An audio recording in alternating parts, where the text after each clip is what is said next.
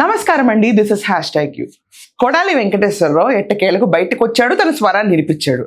ఏంటబ్బా కొడాలి వెంకటేశ్వరరావు కూడా స్వరం వినిపిస్తున్నాడు, ఆల్రెడీ కేసులు ఉన్నాయి, మొన్నే ఏదో ముంబైలో చికిత్స చేయించుకున్నాడు, ఈ వీడియోలో చెప్పాడండి బైపాస్ చేయించుకున్నా అని చెప్పి 3 నిమిషాలు వీడియో మాట్లాడాడు. అది కూడా 1 కోటి సంతకాల సేకరణకి పాల్గొన్నాడంట.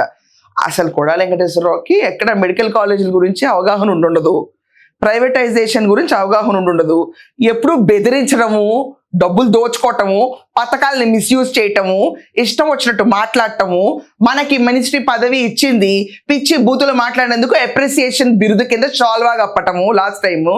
ఇంతకు మించి వీళ్ళకి అభివృద్ధి అన్న వర్డ్ స్పెల్లింగ్ కూడా రాదు. వీళ్ళ పుట్టుక టీడీపీ నుంచి మొదలైంది, కానీ పొలిటికల్గా అస్సలు వీళ్ళకి 1% కూడా సిలబస్ అంటే పట్టని అట్టర్ ఫెయిల్ అయిన పొలిటికల్ స్టూడెంట్స్ వీళ్ళు. టీడీపీ పార్టీ చాలా మంది పొలిటీషియన్స్ తయారు చేస్తుంది, చాలా మంది పైకి వెళ్ళిన ఉంటారు, కానీ దాంట్లో అసలు లీస్ట్ అండి ఎన్ని ఎగ్జామ్లు పెట్టినా ఫెయిల్ అవుతాడు చూడండి. ఇతను ఏం చెప్పలేనులేండి. ఇప్పుడు టీడీపీ కాలేజ్లో ఉండుంటే పైకి వెళ్తా ఉండుండేవాడేమో, సంస్కరణ వస్తా వచ్చి ఏదో రోజు బాబు పాస్ అయ్యేవాడు. కానీ ఇప్పుడు ఏమైంది, మొత్తం పోయింది వేరే కాలేజ్కి వెళ్ళి. అతను నిన్న మెడికల్ కాలేజీల గురించి 1 కోటి సంతకాల సేకరణ గురించి 3 ముక్కలాట్లాగా 3 నిమిషాలు చెప్పేశాడు. ఎందుకంటే భయం కనిపిస్తుంది కొడాలి వెంకటేశ్వరరావులో. ఆ భయాన్ని ఒకసారి నాతో పాటు మీరు కూడా చూడండి. గ్రామాల్లో కానీ పట్టణాల్లో కానీ ఉన్నటువంటి పేద విద్యార్థులు మెడిసిన్ చదువుకోవాలన్నటువంటి మంచి సంకల్పంతో 17 మెడికల్ కాలేజీలని విలీనం చేసి దాంట్లో 5 మెడికల్ కాలేజీలని ప్రారంభించి ఒక 5 మెడికల్ కాలేజీలని నెక్స్ట్ సంవత్సరం అంటే 2024 ఎన్నికలైతే 25లో వాటిని ప్రారంభించడానికి సిద్ధం.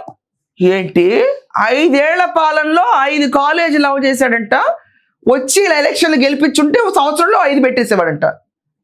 ఇంకా అసలు మీకు మెడికల్ కాలేజీల పర్మిషన్ గురించి మాట్లాడవా కొడాలని? నువ్వు పులివెందుల మెడికల్ కాలేజ్కే పర్మిషన్ లేదు, అది తెలుసా నీకు? మనకున్న 4 మెడికల్ కాలేజీలకే పర్మిషన్, 5వది ఎక్కడి నుంచి వచ్చింది? 5టిని వెలిగిచ్చేసాడా దీపాలు, జీవితాలను మార్చేశాడా? ఏం మాట్లాడుతున్నావా నువ్వు, ఏం మాట్లాడుతున్నారు? మొత్తం 7 మెడికల్ కాలేజీలకి పర్మిషన్లు అప్లై చేశారు. అసలు అప్లై చేసింది 7 మెడికల్ కాలేజీలు, దాంట్లో 4టికి వచ్చినాయి, 3టికి రాలా. ఇంకా ఇతను వచ్చేసి మిగతా 5 ఎక్కడున్నాయి 5 అంటే దా పర్మిషన్ ఇచ్చేయంటే ఇచ్చేస్తారా? ఏంటిది బెల్ట్ షాపులు, సారా కొట్లు గవర్నమెంట్ పెట్టట, మన భాష మన తీరు మారదా? ఏం మాట్లాడుతున్నారు?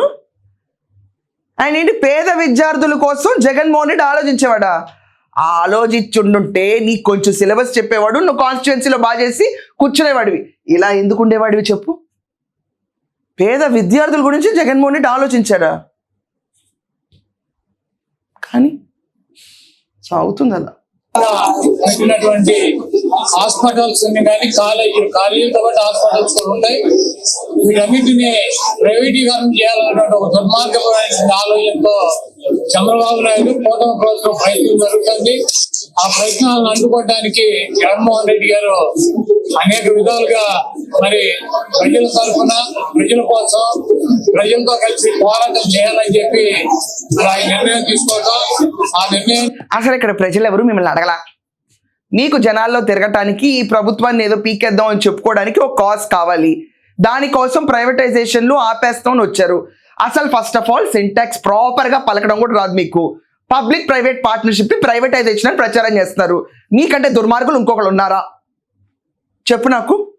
ఇంగ్లీష్ బుక్ చదవయా అంటే లేదు నేను వెళ్ళిపోయి ఉర్దూ చదువుకుంటా అంటే అలా ఉంది ఇక్కడ.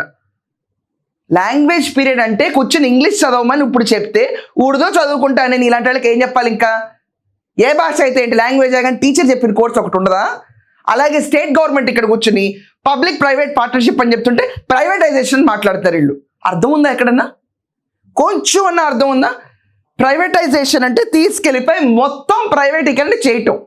పబ్లిక్ ప్రైవేట్ పార్ట్నర్షిప్లో మేనేజ్మెంట్ గవర్నమెంట్దే ఉంటుంది, సీట్లు కూడా గవర్నమెంటే చాలా వరకు ఉంటాయి చేతుల్లో. ఏం మాట్లాడుతున్నారు మీరు? ఏం మాట్లాడుతున్నావు? దీన్ని ప్రైవేటైజేషన్ అంటారా? దీన్ని అడ్డుకోవడానికి జనాల్లో మీరు తిరుగుతున్నారా? జనం కోరితే మీరు వచ్చారా? జనం అసలు మిమ్మల్ని 11 స్థానాల నుంచి మిమ్మల్ని కోరలా, అది మొదటి మాట. అసలు ఇక్కడ ఎక్కడ మెడికల్ కాలేజీలో అన్యాయం జరిగిపోతుంది, జనాలు ఎవరు మిమ్మల్ని కోరలా, మీరు కోరుకుంటాం మేము కోరుకుంటాం కోటి సంతకాలు పెట్టండి అంటే ఎప్పుడో పోయిన నెల 20వ తారీఖు పూర్తవ్వాల్సిన కోటి సంతకాలు ఈ సంవత్సరం వచ్చింది, ఇంకో 2 నెలలు దేకిన తర్వాత ఇంకో నెలకు కూడా పూర్తవట్లేదు. దాన్ని బట్టి అర్థం కావట్లేదు మన సత్తా ఏంటో. యూకే నుంచి వచ్చిన వెంటనే గవర్నర్ గారిని కలిసేస్తా అని చెప్పి జగన్ చెప్పేశాడు. అప్పటికప్పుడు సంతకాలు అయిపోతాయి అన్నాడు. ఇంకేట్ కమ్మాన్ ఏమైంది? ఒక జిల్లాలో నేను కూడా పార్టిసిపేట్ చేస్తాను రచ్చబండ్లో, అయ్యేం ఉండవు మనకి. పోయిన నెల 25వ తారీఖు కంప్లీట్ అవ్వాల్సిన కోటి సంతకాల సేకరణ ఈ నెల అవుతున్నా అవ్వట్ల. అసలు మీరే కుడికాలు ఎడంకాలు పెట్టేస్తున్నారేమో డౌట్లు వస్తున్నాయి మాకు. టైం పట్టదు కదా, అప్పుడు ఎంత ఎస్టిమేట్ వేసిన జ్ఞాని అన్ని రోజుల్లో కోటి సంతకాలు అయిపోతాయని ఇన్ని నెలలు దేకిందంటే అర్థం కావట్లా. ప్రజల మద్దతు ఉందా? మీకున్న అప్పుడు 39% ఓట్ పర్సెంటేజ్ ఇప్పుడు అది తగ్గిందో ఎవరికి తెలియదు, పక్కన పెట్టండి. వాళ్ళ దగ్గరికి వెళ్ళి బలవంతంగా సంతకాలు పెట్టించుకుంటున్నారా? అనుగుణంగా వైఎస్ఆర్సీపీ నాయకులు కానీ కార్యకర్తలు కానీ శ్రేణులు కానీ ప్రజలు కానీ పెద్ద ఎత్తున మద్దతు పలికారు. ఇప్పటికైనా ఈ దుర్మార్గమైనటువంటి ఆలోచనని విరమించుకోవాలని చెప్పి కూటమిలో ఉన్నటువంటి చంద్రబాబు నాయుడికి పవన్ కళ్యాణ్కి ఇద్దరు కూడా విజ్ఞప్తి చేస్తారు.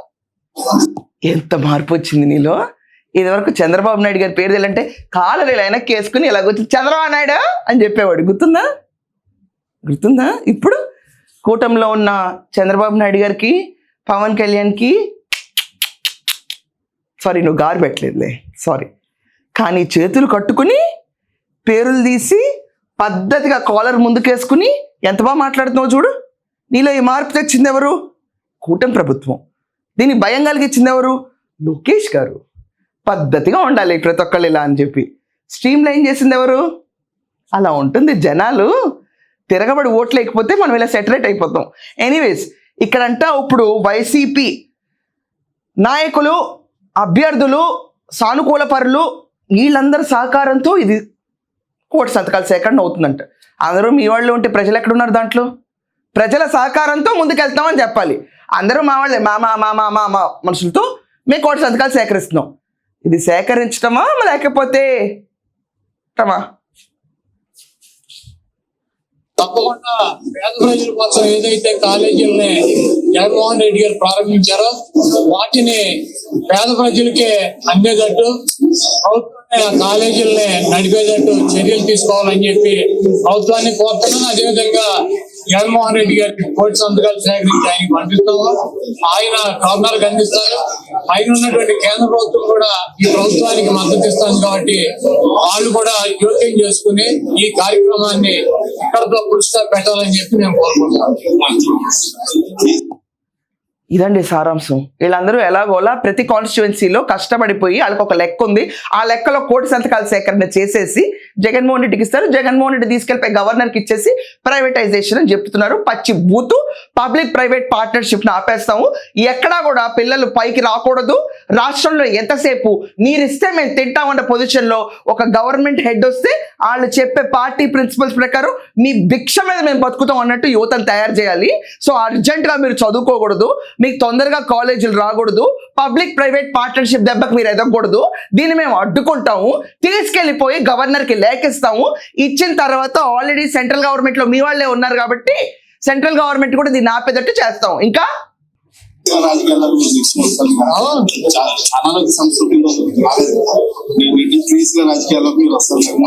ఈ గత 6 నెలలుగా నేను కొంత రాజకీయాలకు దూరంగా ఉన్నాను. ఎందుకంటే నాకు బైపాస్ సర్జరీ జరిగింది.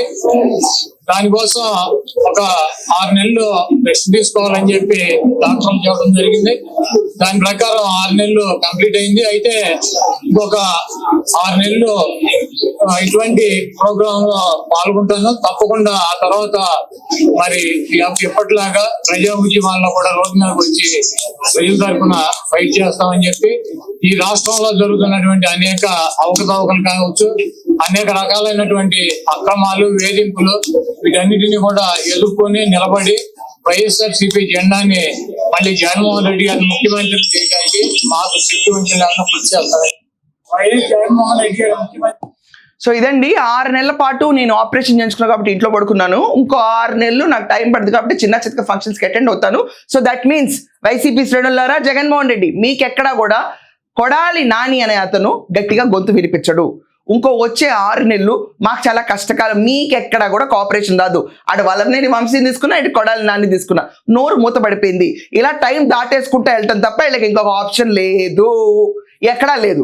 ఎందుకంటే ఈసారి బూతులు మాట్లాడితే కనుక జనాలు ఈ న్యూసెన్స్ ఏంటని చెప్పి చీపిర్లు పెట్టి తిరగబడే రోజు తొందరలో ఉంటుంది. ఇది ఖచ్చితంగా చెప్తున్నా నేను. ఎందుకంటే రోజు పాలిటిక్స్ అన్న పేరుతో ఒక పార్టీ నుంచి కొంతమంది వచ్చి పచ్చి బూతులు మాట్లాడుతుంటే మా ఇంట్లో దరిద్రం ఏంటి అనుకోకుండా టీవీ పెట్టగానే ఇలాంటివి వస్తున్నాయి ఏంటని చెప్పి చిరాకు వచ్చి నాలాంటి వాళ్ళ చీపురుతో కొట్టడానికి కూడా ఎగబడచ్చు. పబ్లిక్ న్యూసెన్స్ని ఎవ్వరూ ఇష్టపడరు, తెలుసు కదా. సో ఇప్పుడు 6 నెలలు ఎలా ఉన్నాడు, నెక్స్ట్ 6 నెలలు కూడా అలాగే ఉంటాను హామీ ఇచ్చాడు. తర్వాత 6 నెలల్లో పార్టీలో ఉంటాడో ఉండడు. ఎందుకంటే జగన్మోహన్ రెడ్డి మొన్న యాక్టివ్గా లేని పార్టీలో వాళ్ళందరినీ ఎవరు నోరుకు బాగా పని చెప్పారో వాళ్ళని 18 మంది పిలిచి మీరు కనుక ఇదివరకట్లాగా ఉండకపోతే మీ ప్లేస్లో వేరే ఇన్ఛార్జ్లు వస్తారని చెప్పారు కదండి. అందుకే ఈ చేంజ్. కానీ ఈ బుద్ధిమంతుల్లాగా నుంచున్నాడు చూడండి చేతులు కట్టుకుని, దీనికి మాత్రం హ్యాట్స్ ఆఫ్ లోకేష్ గారు. సో ఇదండి కొడాలి వెంకటేశ్వర సారాంశం. ప్రైవేటైజేషన్ అని ఫోర్సిబుల్గా రుద్దుతున్నారు, వీళ్ళకి పాప నాలెడ్జ్ లేదు. పీపీపీ గురించి మీరందరన్న కమెంట్స్లో వీళ్ళందరికీ అర్థమయ్యేటట్టు ఎక్స్ప్లెయిన్ చేయండి. ఇదంతా కాకుండా ఈ 6 నెలలు కాకపోయినా ఇంకో 6 నెలలకైనా బయటకు వచ్చి ఇదివరకట్లాగా మాట్లాడగలుగుతాడా, ఆ విషయాన్ని కూడా కమెంట్స్లో మెన్షన్ చేయండి. That's all for now. Thank you.